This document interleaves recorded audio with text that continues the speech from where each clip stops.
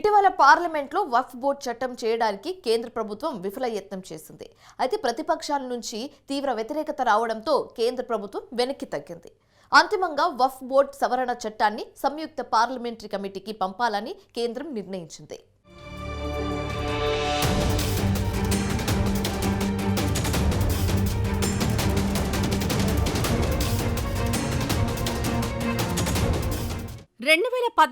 నరేంద్ర మోడీ ప్రభుత్వం తొలిసారి వచ్చినప్పటి నుంచి ముస్లింలకు సంబంధించిన అనేక అంశాల పట్ల దూకుడుగా ప్రవర్తించడం మొదలుపెట్టింది. ఇటీవలే సీఏఏ చట్టం కూడా అయింది. అలాగే కామన్ సివిల్ కోడ్పై కూడా నరేంద్ర మోడీ సర్కార్ పట్టుబట్టింది. కామన్ సివిల్ కోడ్ చాలా సున్నితమైన వ్యవహారం. ఇటువంటి సున్నిత అంశాలపై ఏకపక్షంగా నిర్ణయాలు తీసుకోవడం కుదరదు. కామన్ సివిల్ కోడ్పై ఏకాభిప్రాయం అవసరం.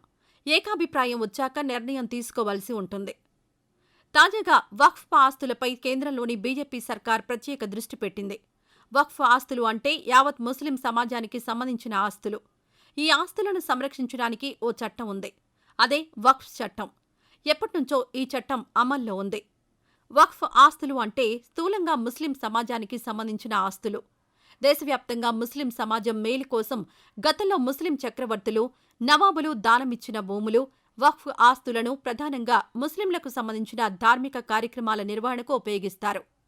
ఈ భూములపై వచ్చే ఆదాయాన్ని దర్గాలు సహా ముస్లింల ధార్మిక కార్యక్రమాలకు ఉపయోగించాల్సి ఉంటుంది.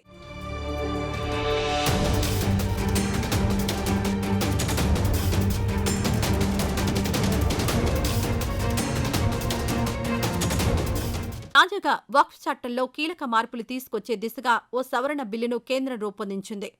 లోక్సభలో ఈ సవరణ బిల్లును ప్రవేశపెట్టారు కేంద్ర మంత్రి కిరణ్ రిజిజు. ముస్లిం సమాజానికి సంబంధించిన ఎంతో కీలకమైన వక్ఫ్ చట్టం సవరణ బిల్లును కేంద్ర ప్రభుత్వం అకస్మాత్తుగా లోక్సభలో ప్రవేశపెట్టింది. वक्फ के पास कितना प्रॉपर्टी है वक्फ बोर्ड के पास और कितना आमदनी है. दूसरा सर सचर कमेटी का रिकमेंडेशन. सचर कमेटी ने आप यूपीए का समय में ही आपने कमेटी का रिपोर्ट एक्सेप्ट किया.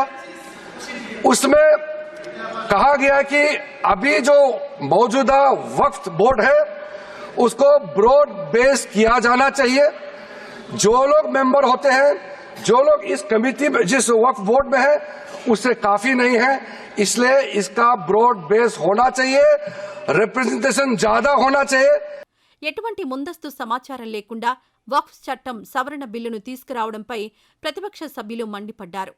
కేంద్ర ప్రభుత్వ తీరును ఇండియా కూటమి సభ్యులు దుయ్యబట్టారు. వక్ఫ్ చట్టం సవరణ బిల్లును రాజ్యాంగంపై దాడిగా ఇండియా కూటమి ఎంపీలు పేర్కొన్నారు. వక్ఫ్ చట్టం సవరణ బిల్లును కాంగ్రెస్ పార్టీ వ్యతిరేకించింది. ఈ అంశంపై కాంగ్రెస్ పార్టీ ఎంపీ కేసీ వేణుగోపాల్ మాట్లాడారు. ముస్లిం సమాజం మత స్వేచ్ఛ హక్కును కేంద్రంలోని ఎన్డీఏ ప్రభుత్వం హరించి వేస్తోందని వేణుగోపాల్ నిప్పులు చెరిగారు. సవరణ బిల్లును అత్యంత క్రూరమైన చట్టంగా వేణుగోపాల్ అభివర్ణించారు. త్వరలో జరగనున్న 4 రాష్ట్రాల ఎన్నికలను దృష్టిలో పెట్టుకుని వక్ఫ్ చట్టం సవరణ బిల్లును తీసుకురావాలని కేంద్ర ప్రభుత్వం నిర్ణయించుకుందని ఆయన ఘాటు ఆరోపణలు చేశారు. Like that, Prime Minister is bigger than God. That is the biggest anti-Hindu statement. That is the biggest anti-Hindu statement. That is the biggest anti-believer statement. Nobody is bigger than God as per Hindu tradition. You presented Modi as a bigger than God. That is why God punished this election. Yeah. You understood? That is why.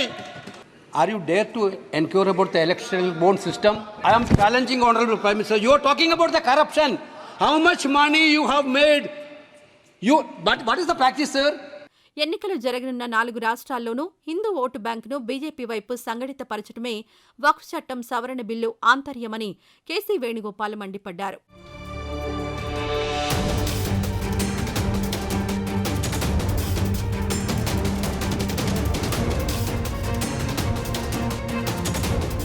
సవరణ బిల్లుపై విపక్ష ఎంపీలు నిప్పులు చెరిగారు. ఈ సవరణ బిల్లుకు ఒక ప్రత్యేకత ఉంది. వక్ఫ్ బోర్డు అనేది మౌలికంగా ముస్లింలకు సంబంధించిన అంశం. అయితే వక్ఫ్ బోర్డుల్లో ముస్లిమేతరులను సభ్యులుగా చేర్చేలా తాజా చట్టంలో నిబంధనలు రూపొందించారు. ఈ విషయమై కేంద్ర ప్రభుత్వంపై నిప్పులు చెరిగారు సమాజ్వాదీ పార్టీ ఎంపీ అఖిలేష్ యాదవ్. ఈ నిబంధనను మార్చాల్సిందేనని అఖిలేష్ డిమాండ్ చేశారు. अध्यक्ष महोदय, बहुत सोची समझी राजनीति के तहत हो रहा है. अध्यक्ष महोदय, जब लोकतांत्रिक तरीके से चुने जाने की पहले से प्रक्रिया है तो उसको नॉमिनेट क्यों किया जा रहा है? वहीं जहां अन्य धार्मिक जो मसले हैं, बॉडीज़ हैं, उनमें कोई गैर बरादरी का नहीं आता है। मान लीजिए वक्फ बोर्ड में गैर मुस्लिम को शामिल करने का औचित्य क्या बनता है?